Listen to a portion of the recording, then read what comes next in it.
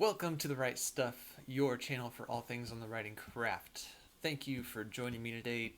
Today we're on part 2 of getting your start as a writer, learning English.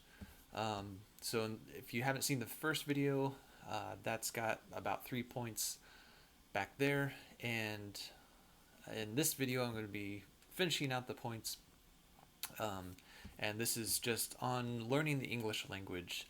So if you are at the very base of your desire to start to write something, poems, stories, whatever. These are just kind of my tips and advice on what to do to get yourself ready to move into that. So this is very basic level stuff. I want to get into writing. What should I start kind of learning or brushing up on? All right, so I believe I left off on point 3 last time. So number 4, we're going to get right into it, is learn to be a human observer. This point applies to many different aspects of writing, but specifically it's really good for dialogue. When people speak, they don't speak correctly, at least most don't. We have dangling participles, contractions that ain't a thing, sentence fragments, and so on. And while you don't want to necessarily include this type of writing in your prose, you do want your dialogue to come off as natural.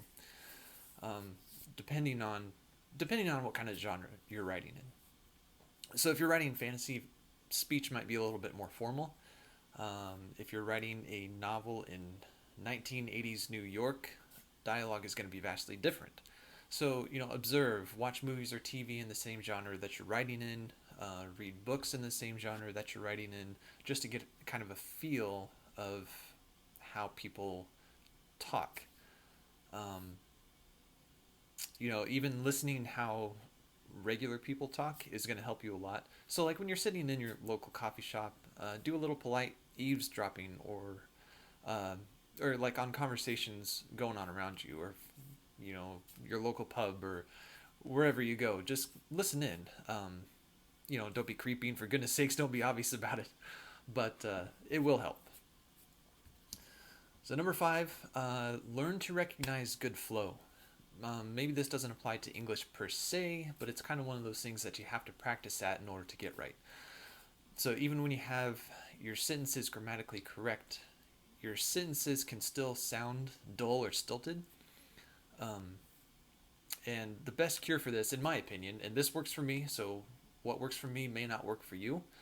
So if this doesn't work, try something else and see how it does. But I read my work aloud. So I write down some stuff of your own, write some paragraphs down, maybe a short story, and then read it out loud. Ask yourself, is it hard to get out? Does it sound repetitive? Is it hard on the ears to listen to yourself read? And then rewrite and try again. Sometimes it's just a matter of saying the same thing, but in a different way. Also, one of the best ways to recognize good flow is to read. Read established authors, take passages out of their books and dissect it, kind of, so you can understand how exactly a passage is good and why. Number 6, expand your vocabulary. Now, this one you have to be just a little bit careful with, and I'll explain that in a minute. But knowing big words and knowing different words, aka synonyms, for other words is going to help you tremendously.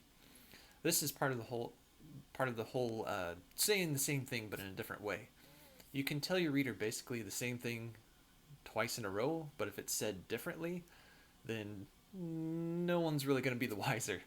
I'm kidding, but only slightly. The point is that it avoids monotony, right? And so, for an example, if a crystal ball is the focal point of your story, your readers are going to get sick of hearing you say crystal ball 1,000 times. So you could also call it like a transparent sphere or a glittering orb. Now where it can get a little dicey is if you go too far with it. You can end up sounding like a pompous jerk that's really just trying way too hard. So like if I wrote, the cavalier rapscallion suddenly turned and beset the finely dressed lass with his sweet melodic voice, revealing himself not to be a wanton miscreant, but an overzealous bard.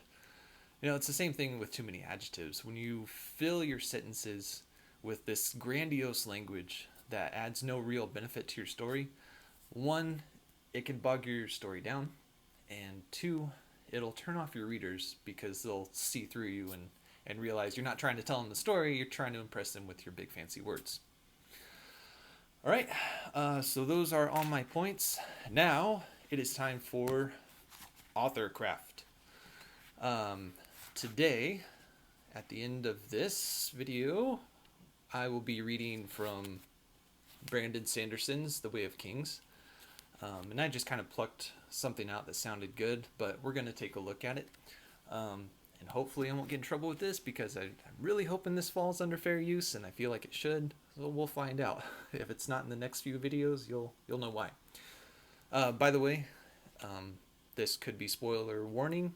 I don't think it is, but if you don't want to be spoiled, it's like 2 sentences, but if you don't want to be spoiled, then skip to the end. Alright. He stalked away from the chasm, bare feet splashing in puddles and stepping heedlessly on rockbud vines. The incline he'd come down was covered with flat, slate-like plants that had opened like books to the rain, ruffled, lacy red and green leaves connecting the 2 halves. Now this one, I've got to get situated here. This particular passage is great because I always love not separating actions. And so the very first, he stalked away from the chasm, comma, bare feet splashing in puddles and stepping heedlessly on rockbud vines.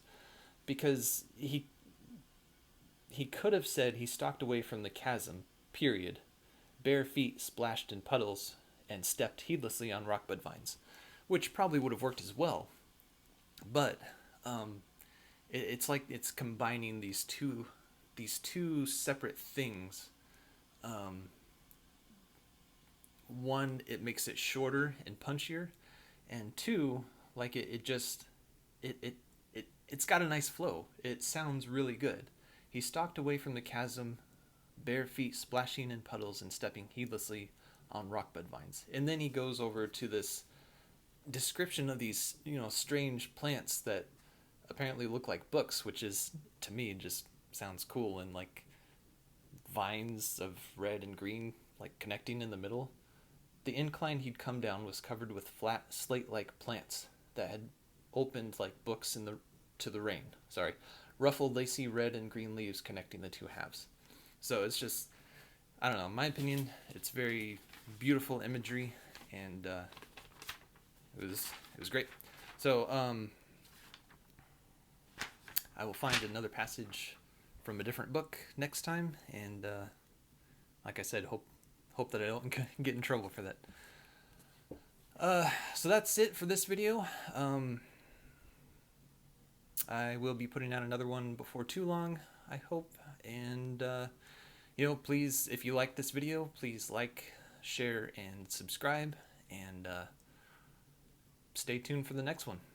Thanks for joining me here on The Right Stuff, and I hope to see you next time. Keep writing.